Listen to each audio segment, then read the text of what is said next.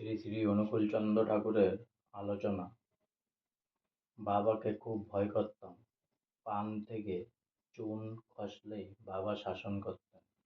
একবার বাবা আমায় মারছেন। অমিয় মা, অনিল সরকারের মা, ঠাকুমাকে বলেছে পন্টাইকে বড়দা মারছেন। ঠাকুমা বাথরুমে চান করছিলেন। বাথরুম থেকে ঠাকুমা শুনেছেন ভিজে গায়ে কাপড়ের উপর গামছা জড়িয়ে ধরতে ধরতে ঠাকুমা নড়াইলের বাড়িতে চলে এসেছেন। রোদে আসার জন্য ঠাকুরমা মুখ চোখ লাল হয়ে গেছে। কোনো গুরুজন সামনে এসে পড়লে বাবা আর শাসন করতেন না।